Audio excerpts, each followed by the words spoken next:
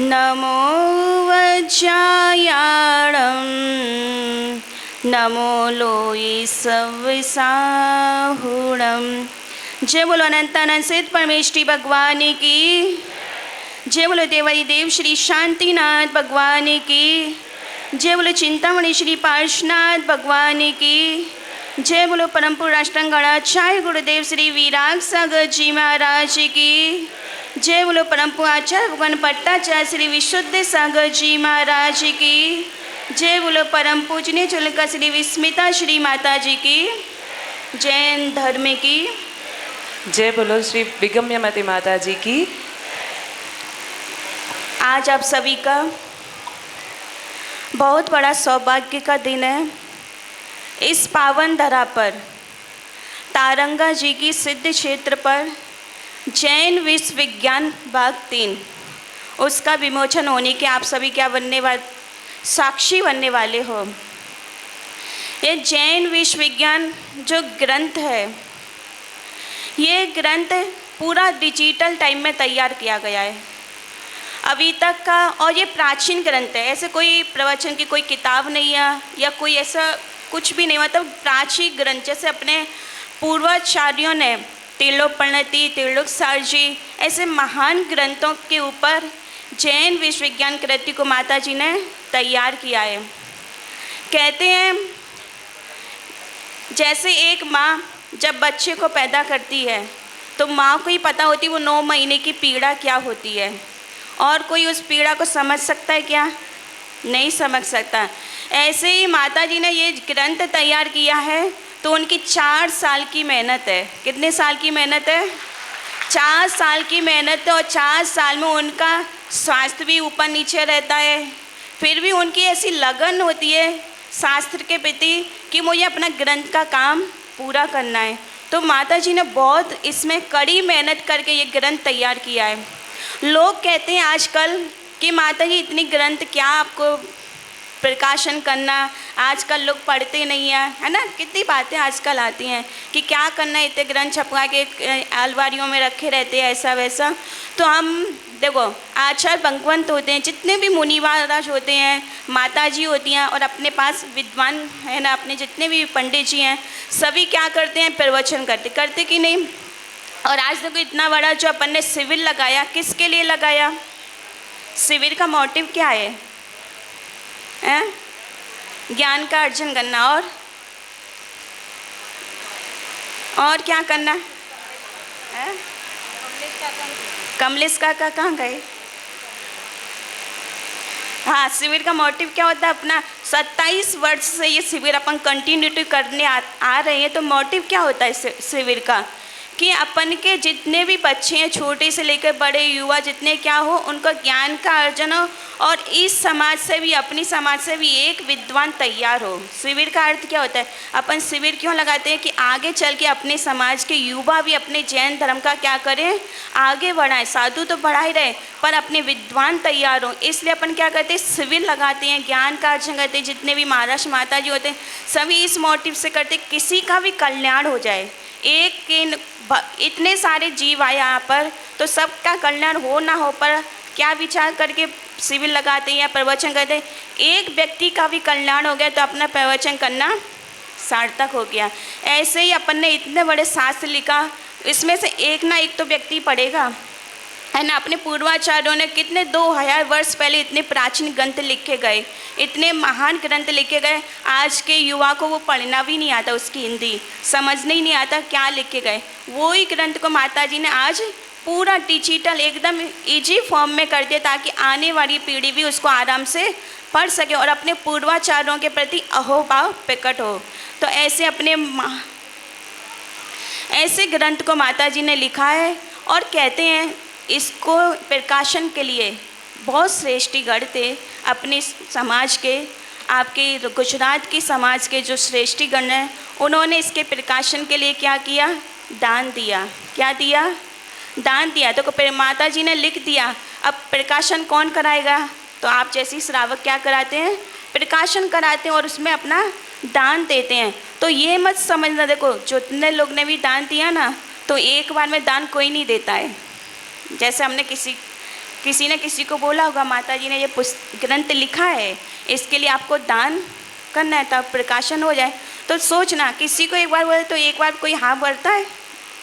कोई एक बार में हाँ नहीं भरता। उसको भी अपने घर पर जा कर के सोचता कि प्रकाशन में अपन को दान देना चाहिए कि नहीं देना चाहिए, तब जाकर के 2-3 बार सोच करके क्या करता है, दान देता है। और अकेले एक व्यक्ति के दान से ये पुस्तक, ये ग्रंथ नहीं प्रकाशन, 5, 6, 7 लोगों ने मिलकर के क्या किया, इसका प्रकाशन में अपने भाव जागृत किए। देखो, दान देने वाले 5-6 हो गए, पर लिखने वाला एक है। उसकी मेहनत कितनी होती है, कड़ी मेहनत है।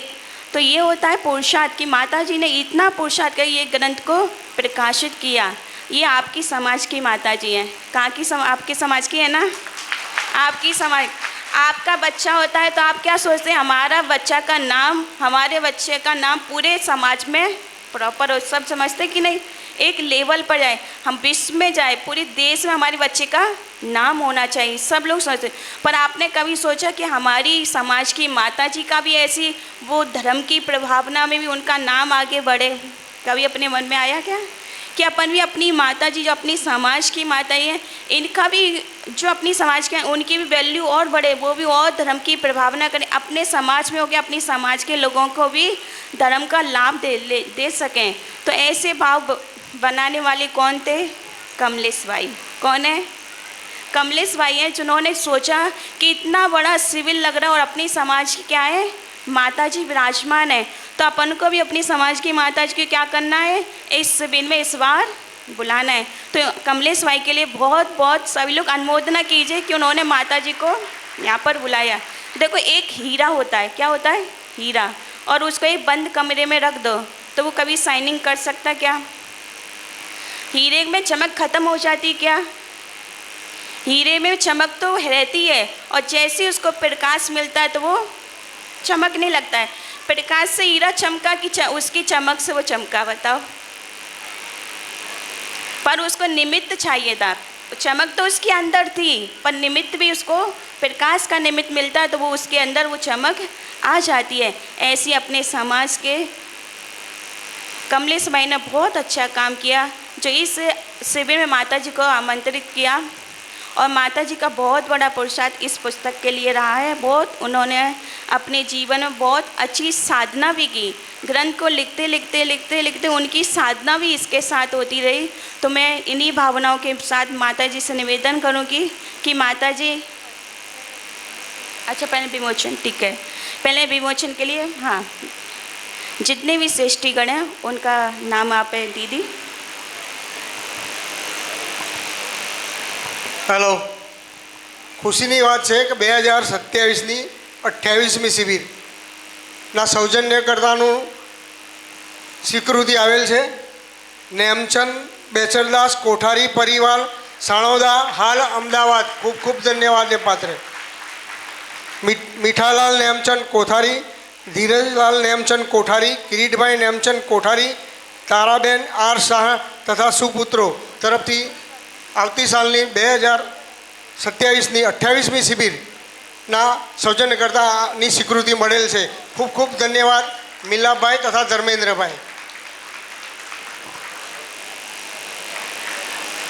આજે આપણે આ જે પાવન પ્રસંગમાં આવ્યા છે એ માત્ર શિબિરનું ઉદ્ઘાટન નહીં, પણ માતાજીની મહેનત, પરિશ્રમ અને જ્ઞાન જે આપણે એમનું આજે વિમોચન કરીશું ગ્રંથનું, એના માટે આપણે બધા સર ભેગા બી થયા છે। તો એકવાર આપણે બધા અનુમોદના કરીએ કે ખરેખર એક વખત આપણે એ ગ્રંથની, અમે ગ્રંથ આપીશું અહીંયા વિમોચન કર્યા બાદ 5 મિનિટ્સની શોર્ટ મૂવી રાખેલ છે માતાજીના કક્ષમાં। 5 મિનિટની ગ્રંથ આખું સેના પર છે, એની શોર્ટ મૂવી બનાવી છે, તે જરૂરથી જઈને જોજો। વિમોચન પછી કદાચ કહે તો બધા જતા રહે, એના પહેલાં જ મેં જાહેર કર્યું છે કે 20-20 જણ એક રૂમમાં આવી શકશે। તો આપણે 20 મેમ્બર્સ થઈને મૂવી બનાવી છે કે ગ્રંથ આખું સેના ઉપર છે, તો પ્લીઝ બધા જઈને મૂવી બી જોજો। અને વિમોચન તરફ વધીએ આપણે।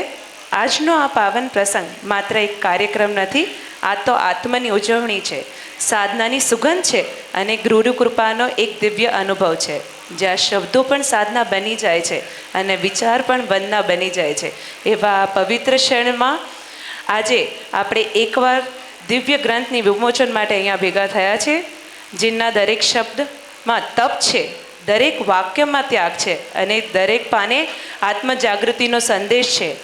આ પવિત્ર શાસ્ત્રની રચિતા છે પૂજ્ય શ્રી વિસ્મિતા શ્રી માતાજી, જેમણે પોતે જીવનને જ્ઞાન, સાધના અને સંયમ માટે અર્પણ કરીને આ અમૂલ્ય ગ્રંથ આપણને આપ્યો છે. સો હું સ્ટેજ પર जो बोलो संभवनाथ भगवान की, आचार्य विरासक मुनि महाराज की, शुलिका श्री विस्मिता माता जी की, श्री विगम्य श्री माता जी की. માતાજીનો આ ગ્રંથ લગભગ છેલ્લા ઘણા ટાઈમથી એનો પ્રયત્ન ચાલુ હતો અને છેલ્લા 1 મહિના પહેલાં એમનો સહમતિ મળી અને દાનદાતારોનો ફક્ત 8 નામ આવેલા અને એ લોકો દ્વારા જ આપણે વિમોચન કરાવીશું. અને એ લોકોને જે બી પરિવારના હાજર હોય એ ઉપર સ્ટેજ ઉપર આવી જાય. તો શ્રીમાન અલ્પેશભાઈ વિનોદચંદ્ર ગાંધી, ગોરા, મુંબઈ, તેમના તરફથી કોઈ હોય તો આવી જાય. શ્રીમાન કિરીટભાઈ મીઠાલાલ શાહ, અમદાવાદ, બાલક, અમદાવાદ, કિરીટભાઈ મીઠાલાલ શાહ. શ્રીમતી મીનાબેન ચંદ્રકાંતભાઈ શકરાલાલ શાહ, કાંકરોલ, મુંબઈ. શ્રીમાન દિલીપભાઈ પોપટલાલ દોશી, નંદનપુર, મુંબઈ. શ્રીમતી અનિલાબેન કમલેશભાઈ દોશી, નંદનપુર, અમદાવાદ. શ્રીમતી નીતાબેન સૂર્યકાંતભાઈ નેમચંદ શાહ, તલોદ, અમદાવાદ. અને શ્રીમાન દિનેશચંદ્ર ચંદુલાલ ગાંધી, સોનાસર, અમદાવાદ. તેમજ શ્રીમાન મિલાપભાઈ કોઠારી તેમજ ધર્મેન્દ્રભાઈ કોઠારી. દરેકને સ્ટેજ પર નમ્ર વિનંતી વિમોચનમાં સાથ સહયોગ આપે. માતાજી દ્વારા આ સુંદર ગ્રંથની રચના થઈ છે, એનું વિમોચન કરવા જે મહાનુભાવના નામ બોલ્યા છે અતિશીઘ્ર આવે. સુમનભાઈ, રાકેશભાઈ, તેમનો પરિવાર સ્ટેજ ઉપર આવે. હા, જલ્દીથી આવે અને આપણે જોરદાર તાલીઓના ગડગડાટથી આ ગ્રંથનું વિમોચન કરાવે. માતાજી, હવે એ પળ આવી ગયો છે, જે પળ માત્ર એક વિમોચન નથી પણ એક વિચાર ક્રાંતિનો આરંભ છે. હું સૌ માનનીય મહેમાનોને વિનંતી કરું છું તેઓ માતાજી દ્વારા રચિત આ દિવ્ય ગ્રંથ જૈન વિશ્વ વિજ્ઞાન ભાગ 3 નું વિમોચન કરે. जैन विश्व विज्ञान भाग 3. सभी विद्वान के साथ सभी अपने बीच में सभी डोनेटर्स के साथ अपने बीच में सभी विद्वान भी उपस्थित है और सबसे ज़्यादा ग्रंथ विद्वान और साधु ही पढ़ते हैं, उसके बाद श्रावक को कन्वे करते हैं. इसलिए मैं सभी विद्वान उपस्थित विद्वान गणों को भी निवेदन करूंगी कि वो सभी इस ग्रंथ के विमोचन में आ जाएंगे और पीछे एक लाइन से खड़े हो जाएंगे क्योंकि आगे स्पेस नहीं है. हाँ हाँ, इसे अल्पेश भाई गांधी उपस्थित नहीं है, उनकी जगह दिलीप भाई जी आ जाएंगे. हाँ, और बिपिन भाई जी जो इस शिविर के अध्यक्ष है वो आ जाएंगे. और ये शिविर के इस बार के जो प्रायोजक है कोठारी परिवार, वो भी आ जाएंगे. और कमलेश भाई गांधी जिन्होंने बहुत मेहनत की है वो भी इस विमोचन में आ जाएंगे. और सभी लोग ऐसे एक सुंदर महेश भाई आप करा दीजिए अच्छे से लाइन लगवा के व्यवस्थित.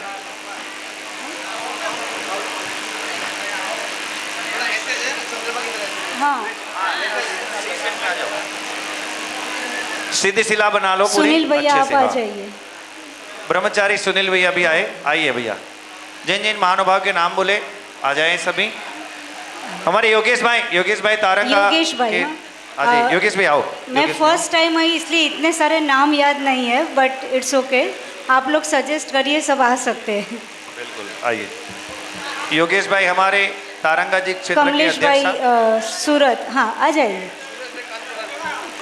सुरेश भाई जी 16 मंदिर ट्रस्टी अध्यक्ष जी, वो भी आ जाएंगे. तो पहले लाइन लगेगा सरस. हाँ, एक मिनट पंडित जी महेश भाई बता सरस लाइन लगे दे. थोड़े पीछे पीछे हो जाओ. हाँ, सभी के हाथों में एक बार व्यवस्थित फोटो निकालो फिर विमोचन करिए. योगेश भाई आगे. हाँ, आमा भी છે. દિવ્યેશભાઈ दिव्येश भाई बोरीवली. दिव्येश भाई आइए. કમલેશ અંકલ આ લઈ લો, તમે આ ખોલી દો. આમાં બી છે એક પાર્ટ તું લઈ લો. આ એક પાર્ટના એટલે પછી કોઈ એક સાથે કહેવાય છે જ્યારે સંત લખે છે ત્યારે માત્ર શબ્દો નહીં પણ જીવન લખાય છે અને આ ગ્રંથ તમે બી આવી જાઓ. हाँ અને આ ગ્રંથ અનેક આત્માઓ માટે માર્ગદર્શન બની રહેશે. અંધકારમાં દીવો અને સંશયમાં સત્યનો સાથી બની રહેશે. એવી પ્રેરણા સાથે ગ્રંથનું વિમોચન કરીશું. आप बोलो. ऐसा हो सकता है, मुझे लगता है स्टेज बहुत बड़ा है और हमने भीड़ लगा दी है, तो थोड़ा उस साइड भी जा सकते हैं तो अच्छा लगेगा. सभी से निवेदन है पहले शीत शिला बना ले और सभी विद्वान गण से नम्र निवेदन है आप आगे आइए.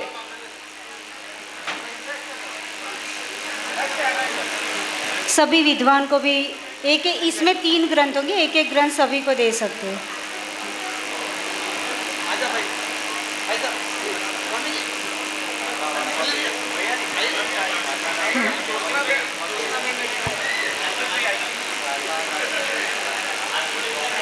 ज्योत्सना आंटी और रीटा आंटी भी आ जाएंगे. हाँ ठीक, बहुत अच्छा.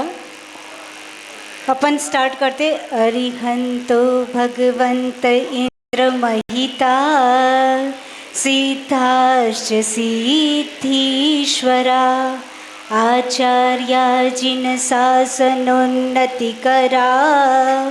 पूज्या उपाध्यायका श्री सिद्धांत सुपाठका मुनिवरा रत्नत्रयाराधिका पंचैते परमेष्टिन प्रतिदिनं कुर्वन्तु ते मंगलं कुर्वन्तु नो मंगलम्. जय बोले आचार्य भगवान यति वृषभ मुनि महाराज की जय. जय बोले सिद्धांत चक्रवर्ती नेमिचंद्र मुनि महाराज की जय. जय बोले परम पूज्य गणाचार्य उत्कृष्ट समाधि सम्राट गुरुदेव श्री विराग सागर जी महाराज की जय. परम पूज्य आचार्य भगवान पट्टाचार्य चर्या शिरोमणि श्री विशुद्ध सागर जी महाराज की जय. द्वादशांग जिनवाणी माता की जय. जय बोलिए श्री विस्मिता श्री माता जी की जय. शायद दीदी ने कुछ रेडी किया है. हाँ एक मिनट. हाँ महेश भैया जी को भी निवेदन करें, वो कुछ बोलेंगे जरूर. ओम एक मिनट पकड़ रहे, 2 मिनट ऊपर है. बोलो दीदी, बोली का. हाँ महेश भैया स्टार्ट. पूज्य चल्लिका माता जी, विस्मृतामती माता जी की जय. समस्त चल्लिका संघ की जय. हमें किसी भी धर्म के बारे में जानकारी प्राप्त करना हो, सबसे पहले हमें देखना पड़ेगा कि उस धर्म का इतिहास कितना पुराना है, उस धर्म के जिनालय कितने पुराने हैं, उस धर्म में जो शास्त्र पढ़ाए जाते हैं वो कितने पुराने हैं. तो हम देखें जैन दर्शन में जो प्राचीन ग्रंथों की परंपरा चली है, उस परंपरा में नाम आता है षटखंडागम का, नाम आता है समयसार जी का. उसी प्रकार से एक आचार्य हुए हैं, उनका नाम है यति वृषभ आचार्य महाराज. उनके द्वारा बहुत महान ग्रंथ लिखा गया जिसका नाम है तिलोय पंडिती. उसमें लगभग 3000 गाथाएं उसमें होंगी, उससे ज़्यादा भी हो सकती हैं. तो उतनी गाथा इस ग्रंथ में है. उसमें हमें 3 लोक का वर्णन मिलता है. जो हमारे शलाका पुरुष हैं उनके जीवन चरित्र के बारे में जानकारी मिलती है. ऊर्ध्वलोक में क्या व्यवस्थाएं हैं, मध्यलोक में क्या व्यवस्थाएं हैं, अधोलोक में नारकीजू कैसे रहते हैं, कहाँ कितने जीव हैं, ऐसी बहुत सारी जानकारियाँ उस ग्रंथ के माध्यम से हमें पढ़ने को मिलती हैं. आज की जो युवा पीढ़ी है उसके मन में भी आता है हम भी इन ग्रंथों को पढ़ें, लेकिन वो ग्रंथ प्राकृत में है, संस्कृत में है, उनकी भाषाएं बहुत कठिन हैं. सभी लोग माता जी के पास आते थे और माता जी से बोलते थे आपको हिंदी आती है, संस्कृत आती है, प्राकृत आती है, गुजराती आती है और इंग्लिश आती है, इतनी सारी भाषाओं में आपका कमांड है, तो आप कुछ ऐसा काम करिए जिसके माध्यम से युवाओं के लिए धर्म का ज्ञान बहुत अच्छी तरह से मिल सके, आसानी से प्राप्त हो सके। तो माता जी ने हम सबकी भावनाओं को समझते हुए और है तो इन ग्रंथों का यहाँ पर लेखन कार्य किया। हमारी मुलाकात पिछले महीने माता जी से हुई थी, माता जी के चरणों में पहुँचे थे। तो माता जी ने बताया कि विगत 4 वर्षों से हम लगातार लेखन कार्य कर रहे हैं और उसके 2 भाग तो निकल चुके, तीसरा भाग भी माता जी ने कहा था जब आप शिविर में आएंगे उस समय तक तैयार हो जाएगा। और है तो तीसरा भाग यहाँ तैयार हो गया। इसका विमोचन भी यहाँ सभी श्रेष्ठियों के माध्यम से यहाँ पर हुआ है। इस ग्रंथ को आप लोग अवश्य पढ़िए और पढ़ेंगे तो आपको मालूम पड़ेगा जैन गणित कितना महान है। हम देखते हैं, हम जैनों के यहाँ पर जो भी चर्चाएं आती हैं, चर्चाएं बड़ी बड़ी चर्चाएं आती हैं, योजनों की चर्चा आएगी, राजू की चर्चा आएगी, संख्या बोलेंगे तो असंख्यात है, अनंत अनंत अनंत है, ऐसी संख्याओं की बात आएगी। हमारे यहाँ छोटी मोटी बातें नहीं होती, हमारे यहाँ ऐसा नहीं होता है एक गरीब ब्राह्मण था, ऐसी चर्चाएं नहीं होती। यहाँ चर्चाएं होती हैं एक सेठ था, एक राजा था, एक चक्रवर्ती था। तो वैसे ही वो जो बड़े बड़े अंक हैं उन अंकों को माता जी ने बहुत अच्छी तरीके से यहाँ पर हम सभी के लिए समझाया है। और साथ साथ में एक पेंसिल ऐसी है, जादू की छड़ी जिसको बोलते हैं, वो पेंसिल आप गाथा के ऊपर रखोगे, वो पेंसिल बोलेगी कि गाथा क्या कह रही है। आप एक अक्षर पर हाथ रखोगे, वो पेंसिल रखोगे और आपको पूरी गाथा सुनने को मिल जाएगी। वो सारी चीज़ें हमें सीखने को मिलेगी। पूज्य माता जी का हम पूरी समाज के ऊपर बहुत उपकार है कि माता जी ने ऐसे ग्रंथ को रच करके हम सभी को सरल बनाया कि हम पढ़ सकें और अपना जीवन अच्छा बना सकें और जैन गणित के बारे में जानकारी प्राप्त कर सकें। और इसके साथ साथ में अभी इसका चौथा भाग और निकलने वाला है। उसमें हमें जो ज्योतिर्लोक हैं, सूर्य है, चंद्रमा है, तारे हैं, ग्रह नक्षत्र हैं, इन सब के बारे में विशेष जानकारियाँ सीखने को मिलेगी। मध्यलोक में कितने सूर्य हैं, अढ़ाई द्वीप में कितने सूर्य हैं, मध्यलोक में कितने सूर्य हैं, कितने चंद्रमा हैं, एक चंद्रमा का परिवार कितना बड़ा होता है। शास्त्रों में लिखा है एक चंद्रमा जो होता है उसके परिवार में एक सूर्य है, 88 ग्रह हैं, 28 नक्षत्र हैं और तारे कितने तारे हैं तो 66,975 कोड़ा कोड़ी तारे होते हैं एक चंद्रमा के परिवार में। तो ऐसे असंख्यात चंद्रमा हैं, उनमें देवता लोग कैसे निवास करते हैं, भ्रमण कैसे होता है सूर्य चंद्रमा आदि का, वो सारी जानकारी चौथे भाग में आपको पढ़ने को सीखने को मिलेगी। वो भी जल्दी ही आपके सामने आ जाएगा। जिन श्रेष्ठी वर्गों ने इस ग्रंथ के तैयार करने में अपनी लक्ष्मी का उपयोग किया है, अपने धन का उपयोग किया है, उन सबके लिए बहुत बहुत शुभाशीष हैं। जो भी इस ग्रंथ को पढ़ेगा, पढ़ने के बाद जिनको लाभ मिलेगा उसका 6वां हिस्सा आप सबको प्राप्त होगा उस पुण्य का। बहुत बहुत शुभकामनाएं। आप सबका ज्ञान इसी तरह बढ़ता रहे और माता जी के श्री चरणों में बारंबार शामिल करते हुए निवेदन करते हैं माता जी अपनी अमृतमयी वाणी के माध्यम से हम सभी के लिए धर्म लाभ दें। सभी श्रेष्ठीगण अपने अपने स्थान पर विराजमान हो जाएं। माता जी से निवेदन है कि जो ये बहुत दुर्लभ ग्रंथ की रचना हुई है वो हमारे ब्रह्मचारी सुनील भैया जी को आशीर्वाद के रूप में सभी विद्वान पहले आ जाएंगे। सुनील भैया आइए, सुनील भैया आइए। सुनील भाई जो तपोवन में अपनी साधना करते हैं, बाल ब्रह्मचारी सुनील भैया के लिए महेश भैया जी, विपुल भाई, शैलेश भाई और सभी विद्वानगण आ जाए एक बार। मुझे और नाम नहीं याद है।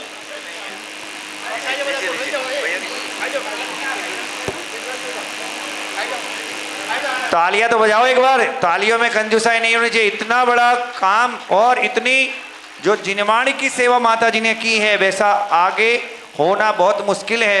ऐसे हमें गर्व होना चाहिए और हमारे समाज के माता जी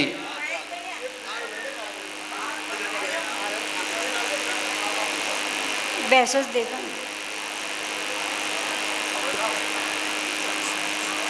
नीला भैया, हाँ विपुल भैया आएंगे।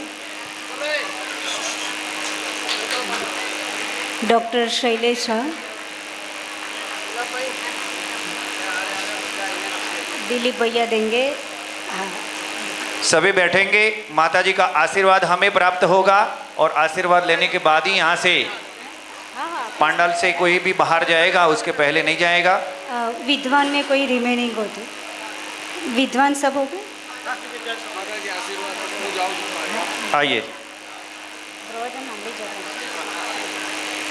ग्रंथ का विमोचन करता सभी का बहुत बहुत साधुवाद, धन्यवाद। अपने स्थान को ग्रहण करें। सभी व्यक्तियों से निवेदन है अपना स्थान ग्रहण करें जल्दी से। चलिए सभी लोग आ जाए जल्दी से, समय की अपनी मर्यादा है, जल्दी से आ जाएंगे। और हम सभी माता जी को माता जी का जीवन एक प्रेरणा है, जिनके हर एक श्वास में उपदेश है और उनके हर एक शब्द में आत्मा को स्पर्श हो जाए ऐसी बातें हैं। और इस ग्रंथ में उन्होंने अपना तन मन स्वास्थ्य ठीक ना होते हुए पर हमारी जनरेशन को कैसे ग्रंथ समझाया जाए उसके पीछे उनका पूरी मेहनत लगी है माता जी की। तो मैं कहना चाहूँगी हमारी जनरेशन जो अभी 25 से ऊपर वाले हैं, 25 से 40, जिन्हें संस्कृत प्राकृत भाषाएं नहीं आती, उनके लिए खास ये ग्रंथ की रचना की गई है। और इस ग्रंथ में मात्र ये जो माता जी का अनुभव है, जो हमारे पीढ़ी के बीच में रह के उनका जो अनुभव है, उसी से प्रेरणा लेके उन्होंने ग्रंथ जो प्राकृत और संस्कृत में थे उसमें से सरल भाषा में हमारे लिए लिखे। तो हमारा भी कर्तव्य बनता है, जब सामने वाला धर्म का बीज बो रहा हो तो उस बीज से जो फल मिला है हमें, उसे हम धारण करें। तो माता जी, आपके मुखारबिंद से इस शास्त्र के विषय में कुछ शब्द हम लोग सुनना चाहेंगे। और एक बार कहना चाहती हूँ, जो हमारी इस ग्रंथ में है उसकी हमने 5 मिनट की शॉर्ट मूवी बनाई है, जिससे आपको क्या क्या नॉलेज मिलेगा, बहुत दिनों की मेहनत, और कितने आसानी से हमें ये समझ में आएगा कि हमारा जैन धर्म इतने डिटेल में माता जी ने समझाया। तो सभी लोग अवश्य लाभ ले और ये मूवी देखें। Join your both of hands, सभी लोग अपने दोनों हाथ जोड़ लेंगे।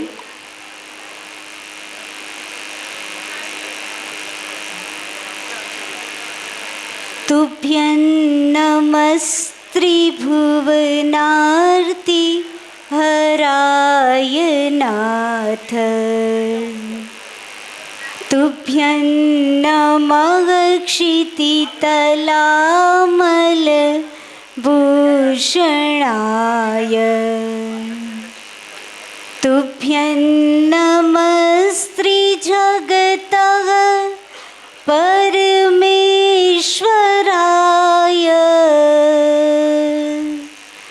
तुभ्यं नमो जिनभवोदधि शोषणाय, तुभ्यं नमः रविसमा तव तेजकाय, तुभ्यं नमः शशिसमोज्ज्वल वैभवाय, तुभ्यं नमो दुरितजाल विनाशनाय, तुभ्यं नमो गुरुविराग शिवप्रदाय, तुभ्यं नमो गुरुविराग शिवप्रदाय। जय बोले अनंत अनंत सिद्ध परमेष्ठी भगवान ने की। मैं समझ सकती हूँ कि सबको भूख लगी होगी, राइट?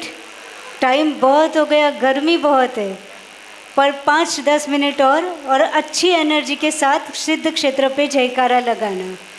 जय बोलिए मूलनायक श्री 1008 संभवनाथ भगवान की जय। परम पूज्य आचार्य भगवंत गणाचार्य गुरुदेव श्री विराग सागर जी महाराज की जय। परम पूज्य पट्टाचार्य चर्या शिरोमणि श्री विशुद्ध सागर जी महाराज की जय।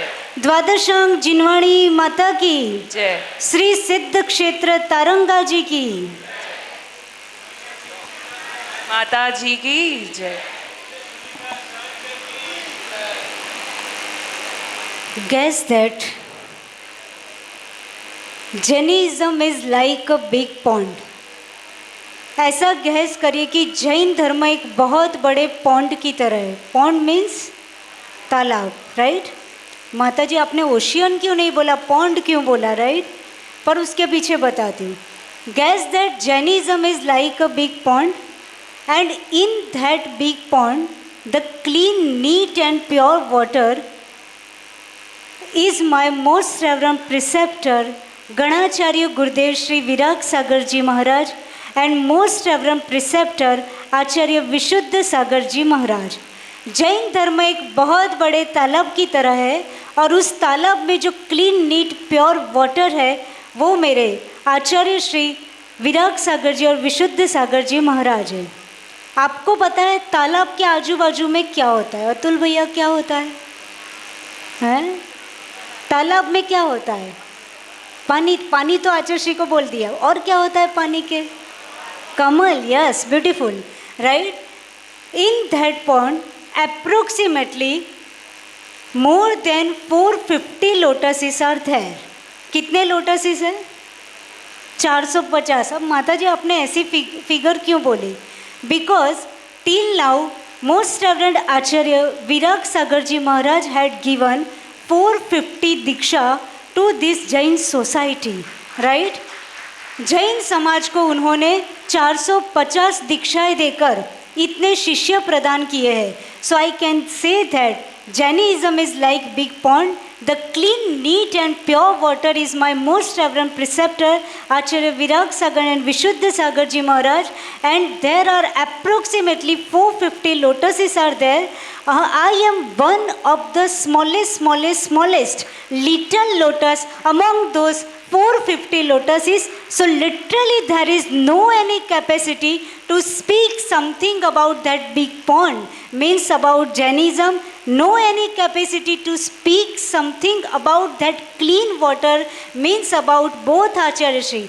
But yes, I am living in that pond, right? उस पॉन्ड में मैं रह रही हूँ, जैनिज्म को फॉलो कर रही हूँ, पूर्वाचार्यों को, आचार्य श्री को फॉलो कर रही हूँ। That's why it's my duty to obey the order of all acharyas, and I am here and I am going to tell whatever I learned from my most reverend preceptor Acharya Virag Sagar Ji Maharaj.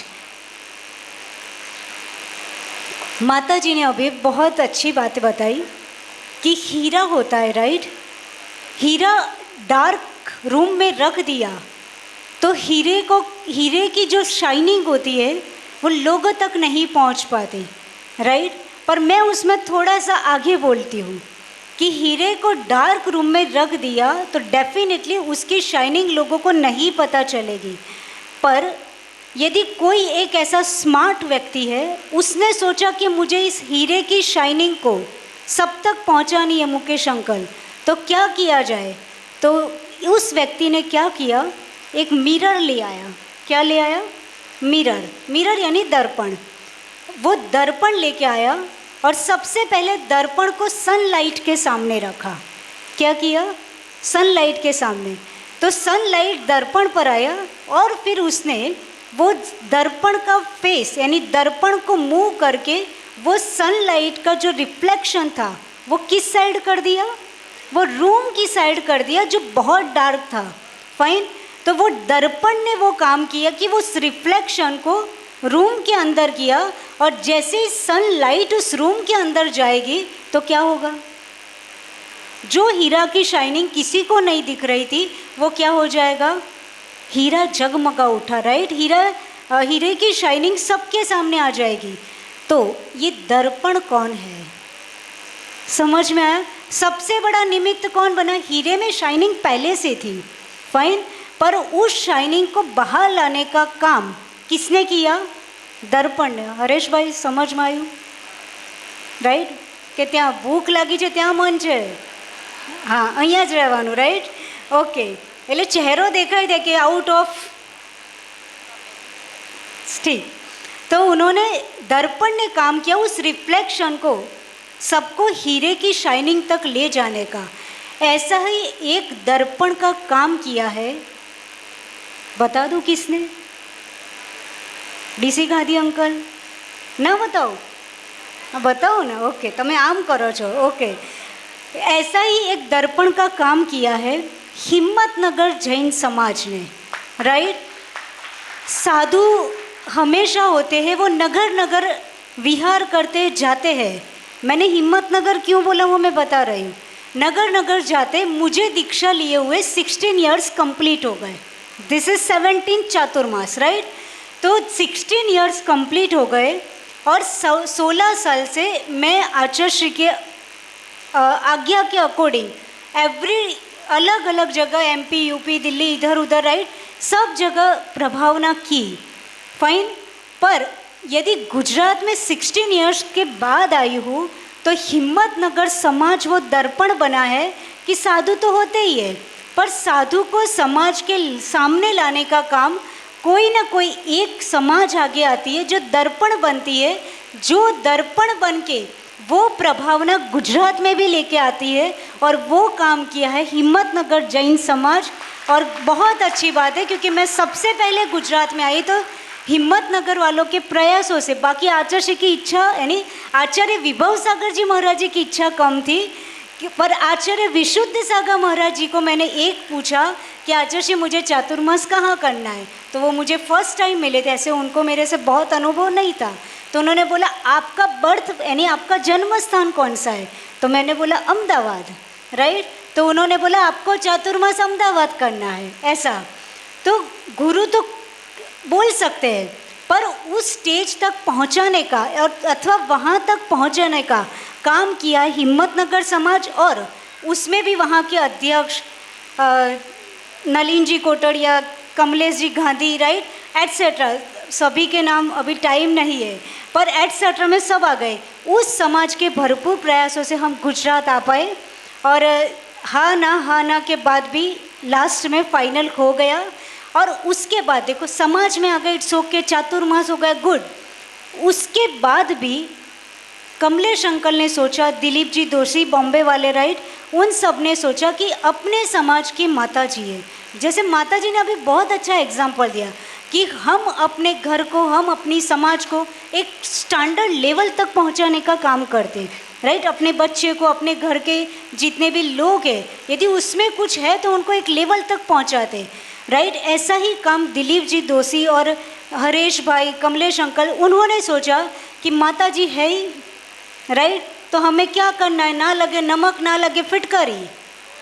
समझ में कुछ करना थोड़ी है ना. अभी दूर से विहार करके लाना है तो एक चैलेंज, नहीं इतना कर सकते, पर ये स्मार्टनेस होती है और भावना, राइट. उसके पीछे ज़बरदस्त भावना कि हम शिविर में भी लेके आते हैं जिससे हमारी समाज को लाभ मिले. तो उसके लिए उनके लिए जोरदार ताली बजा दो. देखो व्यक्ति की भावनाओं की इम्पोर्टेंस है. फाइन. हम तो कहीं ना कहीं होते ही एज ए साधु, पर समाज को लाभ मिले, समाज ज्ञान का उपयोग कर सके. हम इतने सालों से देख रहे महेश जी पंडित जी, राइट, अथवा सुनील भैया, यानी मुझे लगता है सुनील भैया जितना सुखी व्यक्ति कोई नहीं है.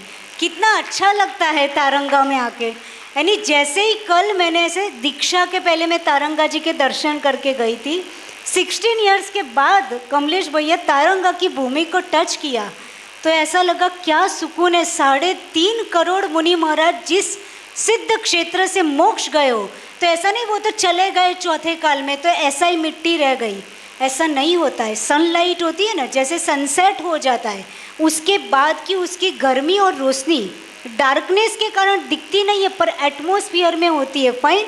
ऐसे ही तीर्थंकर अनंत सिद्ध परमेश्वरी जिस जगह से मोक्ष होते रहते, राइट, वहाँ हम दिखते नहीं कि भगवान तो चले गए, 3.5 करोड़ मुनि महाराज तो चले गए, बट उनकी पौद्गलिक वर्गणाएं, उनका ऑरा आज भी यूनिवर्स में होता है. हमारे पास कैच करने की ताकत चाहिए. समझ में आया? हमारे पास कैच करने की ताकत, तारंगा को ऐसा नहीं हमारा बाजू में छे लेके यहाँ छे, राइट? 3.5 करोड़ महाराज की एनर्जी इस यूनिवर्स में, इस एटमॉस्फेयर में है। तो हम कल आते ही बहुत खुशी हुई, और जैसे ही सुनील भैया देखे तो मैंने बोला कितना पुण्यशाली जीव है जो रोज़ इस एनर्जी को मेडिटेशन के थ्रू फील करता है। दूसरे महेश भैया जिनसे मैंने भी शिविर पढ़ी है, राइट? इस शिविर का उपकार कभी भी नहीं भूल सकते। और आज भी तलोद में मैंने महेश भैया से शिविर पढ़ी थी, और उन्होंने एक भजन सिखाया था। मुझे भजन बहुत कम आते, राइट? तो उन्होंने एक भजन सिखाया था, नदियाँ न पिए कभी अपना जल, राइट? ये सिखाया था ना, मुझे आज भी याद है। तो मैं आपको ये सब इसलिए कह रही हूँ कि 27 शिविर यानी 27वें नंबर की शिविर कोई सामान्य बात नहीं होती है। अब लोग बहुत लॉजिक लगाते कि 27 साल से शिविर चले, कौन सा विद्वान रेडी हो गया, राइट? अब तो लोग कम हो गए, लोग पहले दिन आजे जावे छे, काले तो मैं जाइए छे, राइट? ये वोकेबुलरी होती है। ये सब इतना ऑर्गेनाइज करने से क्या फ़ायदा, इतना फाइनेंशियल ये सब करने से क्या फ़ायदा? इतना छोटा नहीं सोचना चाहिए, राइट? अच्छा सोचना चाहिए कि कोई भी सिस्टम, कोई भी ट्रस्ट 27th ईयर से कोई भी चीज़ को कंटिन्यू मैनेज कर रहा है, वो बहुत बड़ी बात होती है। शिविर ट्रस्ट के लिए एक जोरदार तालियां बजा दीजिए। जो मैनेज करता है ना, वो जानता है कि वो कैसे लोगों को इकट्ठा करता है। जनरेशन चेंज हो गई। जब हमारी जनरेशन थी, जब हम पढ़ते थे, तब 400-500 लोग तारंगा में मैंने लास्ट शिविर अटेंड की थी, राइट? उसके बाद 10th 12th आ जाता है तो फिर नहीं आते हैं। तो ऐसे आज के टाइम में तो और बहुत एजुकेशन हाई हो गए, तो बच्चे इतना टाइम स्पेंड नहीं करते, बट इट्स ओके। उनको ये तो पता है ये हमारी समाज है, हमें फर्स्ट डे जाना है, लास्ट डे जाना है, बीच में संडे आ जाए उसमें जाना है, राइट? एक साथ गैदर होती है समाज शिविर के नाम पे, वो बहुत बड़ी बात है। और जितने लोग, जिसका पुरुषार्थ, जिसका पुण्य, वो लाभ लेगी, और जिसका पुण्य पुरुषार्थ थोड़ा कम होगा वो कम लेगी। पर ये आयोजन थोड़ी थोड़ी बातों के कारण कभी भी पोस्टपोन नहीं अथवा और कैंसिल नहीं करना चाहिए। और आज मैं ये बोलती हूँ कि मैं यहाँ तक पहुँची हूँ, तो जो मैंने शिविर के 7 दिनों में याद किया होगा, उतनी स्पीड से साधु बनने के बाद भी याद नहीं किया होगा, राइट? ये फैक्ट बात है। साधु बनने के बाद एक ही काम होता है कि पढ़ना और याद करना, पर उस समय क्या होता है, यहाँ टेंशन होता है, स्ट्रेस होता है कि 6ठे दिवस एग्ज़ाम है, राइट? अब 2-5 दिन बीच में ईमानदारी से मिलते, उसमें भी 2-2 ढाल याद करने की, और क्लास में ऐसे ये रीटा आंटी और ये ज्योत्सना आंटी और ये सब महानुभाव पहले से ही विराजमान होते, जो पहले से ही पढ़ के आते, राइट? वो पहले से ही पढ़ के आते, तो बेचारे हमारे जैसे बच्चे आते ना, उनको ऐसा लगता कि आपने शू करवान, ये तो पहला दिवस सिर्फ ढाल बोलता हुआ है, और अपने को पहला दिन मंगलाचरण कौन सा है वो देखना होता है। उस स्ट्रेस में बच्चा बहुत पढ़ता है, राइट? वो सबसे बड़ा बेनिफिट है। यूथ जो 7 दिन, साल के 7 दिन में जो याद करता है, वो पूरे साल में नहीं याद करता, राइट? और ऐसे करके शिविर कंटिन्यू कराना बहुत बड़ी बात है। तो इन विद्वानों को देख के, शैलेश अंकल और सभी को, राइट, विपुल भैया और सभी को देख के खुशी होती है। देखो इनको क्या मिलता है, गर्मी में खाया नहीं है, पिया नहीं है। आयोजकों को क्या मिलता है आपसे? कुछ नहीं मिलता, राइट? वो समाज के लिए इतना योगदान दे रहे हैं, तो समाज की भी रिस्पॉन्सिबिलिटी है कि हम शिविर में बढ़ चढ़ के भाग ले। तो नियम ले लो, कोई वापस नहीं जाएगा, है ना? क्या करना, हम 7 दिन तो कहीं पे भी, सब दुबई की टूर पे जाते हैं, जाते हो कि नहीं? तो वहाँ बहुत आनंद आता है। यहाँ आत्मा का आनंद आता है, उसको हम फील नहीं करते, राइट? वहाँ बहु मजा आई, ત્યાં જઈને બુદ્ધિના બાલ ખાઈને આયા, અહીંયા નતા મળતા, राइट? है ना? दुबई जाके अरे बुद्धिन बाल एक व्हाट्सएप पर अथवा इंस्टाग्राम पे शेयर करेंगे, तो यहाँ नहीं मिल रहे थे क्या? यहाँ उतने में तो मशीन मिल जाती, रोज़ खाओ, पर उसमें एंटरटेनमेंट लगता हमको। और हम शिविर में आके अरे 7 दिवस किवी रीते स्पेंड करवाना, बिजनेस आते, उस समय हम कुछ नहीं देखते, राइट? और यहाँ हम सबको याद आती है, दुकान, बिजनेस, सब कुछ याद आता है। तो आत्मा माटे क्यारे शू करशो? हम खुद तो ट्राई करते नहीं है, समाज कुछ ऑर्गेनाइज करके देती है, विद्वानों को बुलाती, साधु को बुलाती। तो हमें अपने पुरुषार्थ को क्या करना चाहिए? स्ट्रॉन्ग, कि 7 दिन वहाँ डेडिकेट हो सकता है पाप कमाने के लिए, तो पुण्य कौन कमाएगा? तो पुण्य कमाने के लिए भी हम 7 दिन क्या करेंगे, डिवोटेड डेडिकेशन के साथ शिविर में पार्टिसिपेट। तो जे लोग कन्फ्यूजन में हो कि हमारे घरे जवानों है, राइट। अब तो 2 साधु और बढ़ गए, ये विद्वान, और तो कितनी क्लास में कितने बच्चे बैठेंगे, घर चले जाओगे। समझ में आया? तो सबको अपना मन बनाना चाहिए। टाइम बहुत हो रहा है, टाइम बहुत हो रहा है। जैन विश्व विज्ञान पार्ट 3 का विमोचन हुआ। पार्ट 1, और देखो इसमें मेरा कुछ भी नहीं है, मैं कहाँ यूनिवर्स को देखने गई। देखो तीर्थंकर भगवान ने अपनी दिव्य ध्वनि में बोला, गणधरों ने झेला, पूर्वाचार्यों के पास होते हुए आचार्य यति वृषभ महाराज, आचार्य सिद्धांत चक्रवर्ती, नेमिचंद्र मुनि महाराज जैसे महान आचार्यों के पास ये नॉलेज था। और उन्होंने 2000 वर्ष प्राचीन, 2000 वर्ष पहले कहाँ पे पता है? सबका फेवरेट जगह कौन सी? सबसे ऊंची प्रतिमा कहाँ पर है? गोमटेश्वर। ऐसी प्रशस्त जगह पर बैठ के, जिनका पंचकल्याणक सिद्धांत चक्रवर्ती नेमिचंद्र स्वामी ने कराया था, उस जगह पर बैठ के उन्होंने इस महान त्रिलोकसार ग्रंथ की क्या की थी? रचना की थी। उन्होंने कभी नहीं सोचा था कि उनको पता था आगे की जनरेशन, हम लोग कैसे पैदा होंगे, राइट। हम पूरे दिन रील स्क्रॉल करेंगे कि नहीं? पूरे दिन शॉर्ट्स देखेंगे, और कुछ भी नहीं आता होगा तो रेसिपी बनाती वीडियो पोस्ट करेंगे, राइट। बधाने एक धून चढ़ी है, राइट। पर उन्होंने ये सोचा कि ये जनरेशन पढ़ने वाली नहीं है, तो मैं क्यों लिखूं? एक आचार्य को इतनी मेहनत क्यों करनी थी जंगल में रह के? इतना परिश्रम वो ऑलरेडी सहते थे, फिर भी उन्होंने पुरुषार्थ किया कि कोई ना कोई तो होगा जो पढ़ेगा। तो हमको नंबर ऑफ पीपल, क्वांटिटी से कोई मतलब ही नहीं है, क्वालिटी चाहिए। कि ऐसी क्वालिटी भी, ऐसे साधु, ऐसे विद्वान, ऐसे श्रावक भी होंगे जो इसको पढ़ेंगे। और नहीं भी पढ़ेंगे तो दुनिया में जैन धर्म का अस्तित्व बचता ही है क्षेत्रों से और आपके साहित्य से। समझ में आया? दिलीप अंकल, તમારું જૈન ધર્મનું અસ્તિત્વ શું? क्या उम्मड़ समाज છે એટલે अस्तित्व છે? नहीं। जैन धर्म का अस्तित्व गवर्नमेंट कैसे देखती है कि आपके इतने क्षेत्र है, वो लोग साहित्य देखते हैं कि जैन धर्म के साहित्य कितने हैं, वो साहित्य उनके पास कितने रजिस्टर्ड है, अथवा जितनी इंटरनेशनल लाइब्रेरीज, बड़ी बड़ी लाइब्रेरी में जैन धर्म का कितना साहित्य है, उसके अकॉर्डिंग आपकी वैल्यू होती है।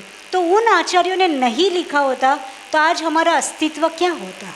वैसे ही हम इतने से बचे हैं, तो अस्तित्व उसी से है। और सबसे अच्छी बात कि हम थोड़ा MSc पढ़ लेते हैं ना, अथवा थोड़ा इंजीनियरिंग पढ़ लेते हैं, तो हमको क्या लगता है पता है अतुल भैया? I am master of science, मेरे साथ बात मत कर। आ બધું तो फालतूनी बातों છે। कोणे देख्યું नरक ने कोणे देख्યું स्वर्ग? हमारे मन में क्या थी? बच्चे क्या आर्ग्यू करते, किसने देखा नरक स्वर्ग? आ બધું કોણ फालतूनी प्रोसेस, कई જ હોય જ નહીં। ક્યાં દેખાયું? जैन धर्म के कोई चंद्र पर नहीं गयो, हमें तो रोज रीडिंग देखिए છીએ, राइट। रोज इसरो वाले रीडिंग दिखाते कि जा क्या है, वीडियो आया। और जैनिज्म ऐसा बोलता है। देखो दुनिया तो अपनी ओर से सब कर रही है, पर आपने अपनी जीन शासन की बातों को आगे नहीं लाया तो आपके बच्चे को आपके धर्म पर श्रद्धा रखने का कोई स्कोप नहीं बचेगा।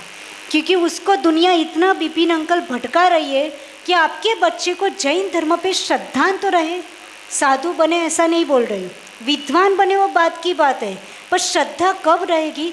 जब उसको लॉजिक पता होगा, जब उसको जैनिज्म का साइंस पता होगा।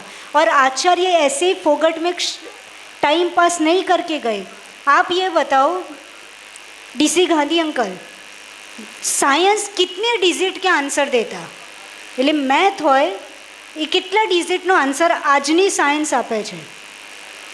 કેટલા ડિજિટ? અરબ, ખરબ, નીલ, મહાનીલ, કેટલા? 10 કેટલા? 10 राइट, 10 आपको पता है जैनाचार्यों ने कितने डिजिट में आंसर दिया? कोई बता सकता है? आपको आश्चर्य होगा। यानी हमको ऐसा लगता है हमने इंजीनियरिंग में बहुत पढ़ लिया, बहुत ऐसे बहुत बिल्डिंग बना ली हमने, ये IT ये वो। आपको आश्चर्य लगा हम कुछ नहीं पढ़े। जब मैंने अलौकिक गणित पढ़ा तो मुझे ऐसा लगता था अपन फालतू में कॉलेज में गए, कुछ पढ़ के नहीं आए हम, राइट। 10⁻181 डिजिट के आंसर जैन गणित में है। वो सोचो कितना 10⁻1 और हाउ टू स्पीक उस 10 यानी 10 पाछड़ 180 जीरो लगाओ, राइट। उसको कैसे बोलना है, जैसे आपको लाख बोलना आता है, 10 लाख बोलना आता है, करोड़, अरब, 10 अरब, पर तमने 10 पाछड़ 180 जीरो એને બોલતા આવડે? साइंस એટલું रिसर्च કર્યું ना, आचार्यों ने वो बोलना सीखना भी सिखाया है कि उसको क्या बोला जाता है।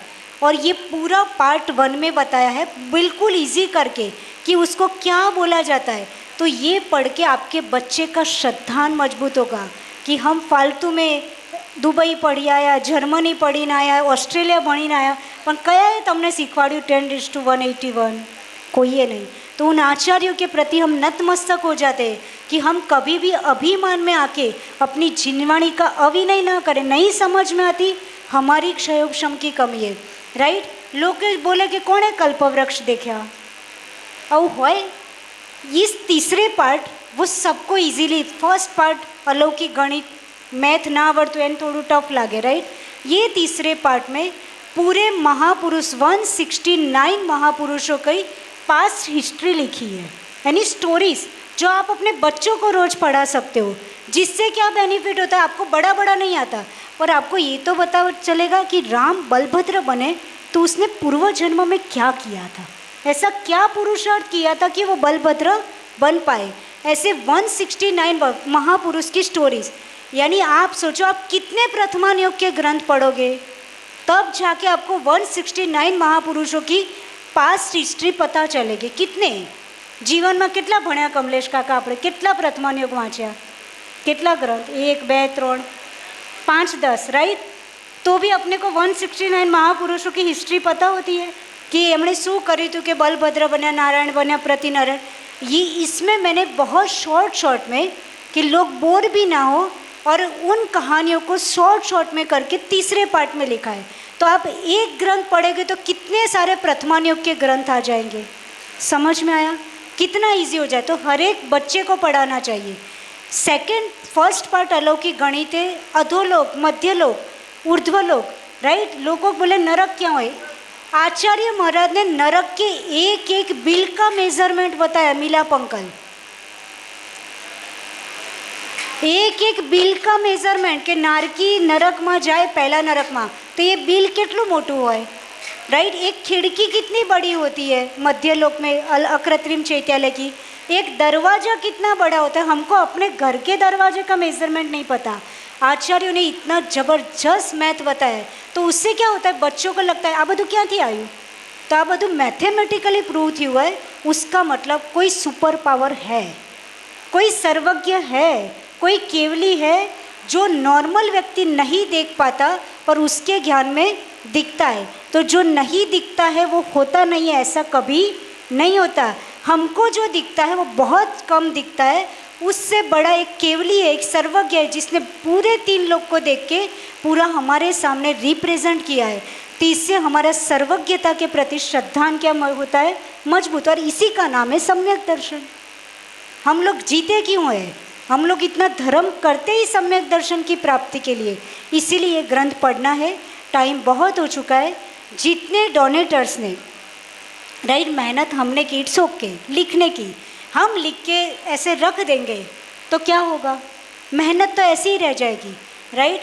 पर जितने डोनेटर्स ने अपना सहयोग दिया, अपनी भावना बढ़ाई, और उसके लिए सबसे पहले मैं दिलीप जोशी अंकल को और कमलेश अंकल, भावेश अंकल, उनके लिए, हरेश अंकल, उनके लिए देखो मुझे बहुत शर्म आती है कि ऐसे मैं किसी को बोलूँ फॉर डोनेशन, राइट।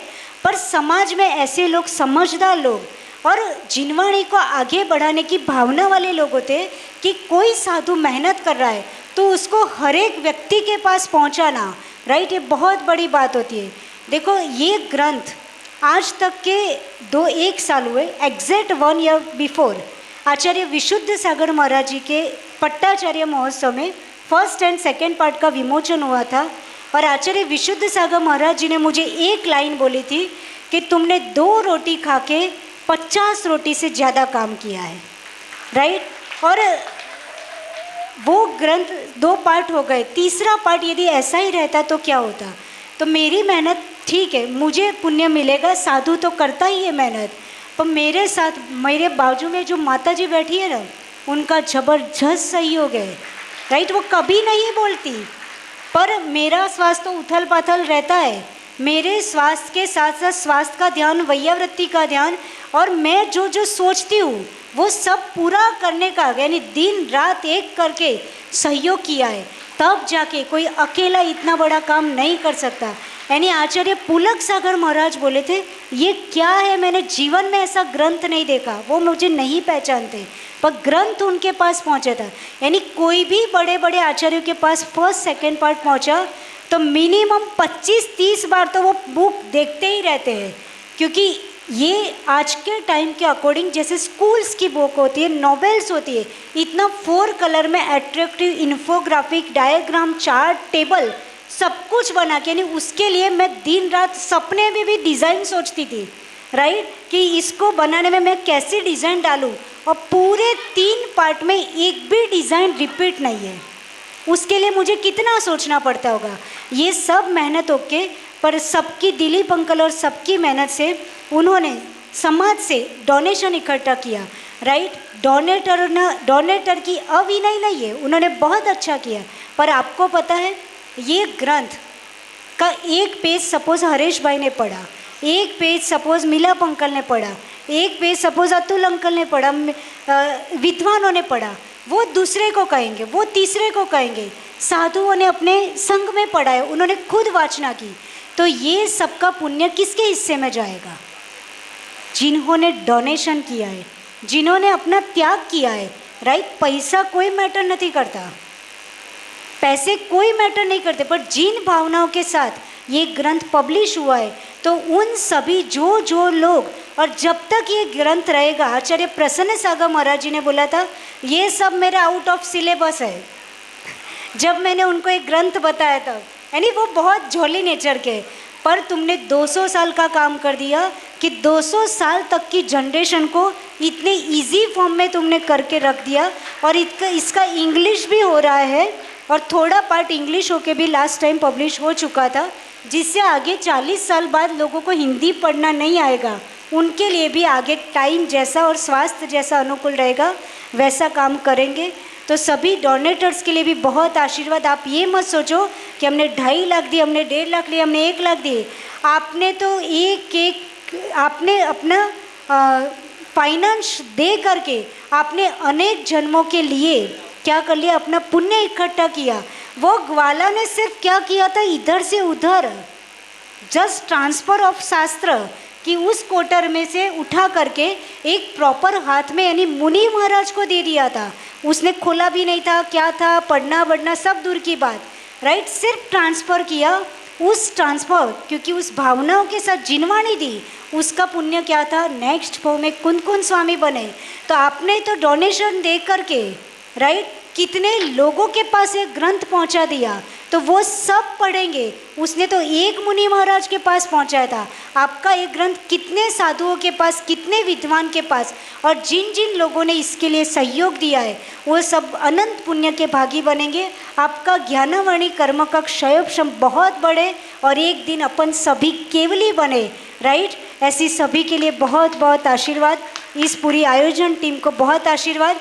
अब सभी लोग, पंडित जी मुझे पूछ रहे हैं महेश भैया कि अमे बधा महेश भैयानी क्लास में बेसीए छीए। मैं कीधुं बधा जे बेसता था बधा ज महेश भाईनी क्लास में बेसजो, क्योंकि वो इतने सालों से पढ़ा रहे, आपकी कंटिन्यूटी चल रही है। आप सभी पढ़ना, और मैं अपनी स्वास्थ्य की और सब चर्या की अनुकूलता देखते हुए जैन विश्वविज्ञान की क्लास लूँगी। और उसमें पूरा तो नहीं हो सकता, 5 दिन नथिंग, राइट, कुछ भी नहीं है, पर उसके अकॉर्डिंग, राइट, डिजिटल स्क्रीन है यहाँ पे, जहाँ पे मैं रुकी हूँ, वहाँ पे समोशरण, कालचक्र, विदेह क्षेत्र और इंटरेस्ट ऑफ पीपल, राइट, श्रावकों के इंटरेस्ट के अकॉर्डिंग वहाँ पे 5 दिन में जितना हो सकता है उतना पढ़ेंगे। तो आप जिस की क्लास में बैठ रहे हो, कोई विकल्प मत कीजिए। जितने भी आएंगे, हम तो बीच में आए हैं, राइट, तो कोई ऐसा विकल्प मत रखें, पर जिसको भी पढ़ना हो, जिसको भी इंटरेस्ट हो, तो वहाँ अपन जितना टाइम मिलेगा उतना पढ़ेंगे। तो सभी के लिए बहुत बहुत आशीर्वाद कि इस शिविर में किसी को घर नहीं जाना है और 7 दिन राइट, एक ट्रिप कम कर लेना फॉरेन की, पर शिविर को मत छोड़ना। आपको आज लग रहा है, जब बड़े हो जाओगे तो याद रहेगा जीवनના અંતમાં એટલું જ્યાં છે જે 7 દિવસ ભણ્યા હતા। फाइन। और हाँ, जो तीर्थ अरहम सिद्ध, ये जो बच्चे, उनके लिए जोरदार ताली बजा दो। राइट, इतना ग्राफिक्स, इतनी बहुत बड़ी टीम है, इन लोगों ने सिर्फ प्रिंट करवाया है, इसकी एडिटिंग, डिज़ाइनिंग, उसके पीछे एक एक पेज के पीछे प्रेस में जब काम होता है और बीच में बच्चे मीडिएटर होते हैं, 10 बार एक पेज, मुझे जल्दी पसंद नहीं आता है। राइट, मेरी चॉइस थोड़ी हायर है, तो जल्दी डिज़ाइन पसंद नहीं आती है, तो कितनी बार चेंज होता है। तो ये टीम बहुत काम कर रही है, ये समाज के युवा धर्म को आगे बढ़ा रहे हैं और इनकी मेहनत से वो कम्युनिकेशन होता है। और आज इतना ग्रंथ आपके सामने है और ये सब कार्यक्रम तो आप खई पीन घेर जता रहो। राइट, ये लोग रिकॉर्डिंग कर रहे हैं कि जिससे पूरा दुनिया इसको देखे। तो ये समाज के ही बच्चे इस तरह से धर्म से जुड़ते हैं, तो जिन शासन की प्रभावना होती है, अपने बच्चों को भी धर्म से जोड़ना चाहिए। और इन लोगों ने एक सुंदर मूवी बनाई है सिर्फ 5 मिनट की, जो पूरे तीसरे पार्ट को रिप्रेजेंट करती है। तो उन सभी के लिए बहुत बहुत आशीर्वाद। मुझे नाम भूलने की आदत है, इसलिए मैं किसी का भी नाम भूल गई हूँ, डोंट माइंड। सभी के लिए भरपूर भरपूर आशीर्वाद। जय बोलिए आचार्य भगवंत गणाचार्य गुरुदेव श्री विराग सागर जी महाराज की जय। सबका नेटवर्क कनेक्शन यहाँ बंद हो गया है, अब आत्मा की और भगवान के साथ कनेक्टिविटी स्टार्ट हो गई है, ये सबसे बड़ा यहाँ का प्लस पॉइंट है। सो डिटॉक्सीफाई योर माइंड, ये 7 दिन मिला है, तो कचरा निकाल करके क्या करना है, अपने मन को डिटॉक्सीफाई करके घर जाना है। बहुत सुंदर। हेलो, आगे બપોરે 3 વાગે અહીંયા દેશના મંડપમાં જ ઓઢવ પાઠશાળા, હિંમતનગર પાઠશાળા અને સોલા પાઠશાળાના બાળકોનો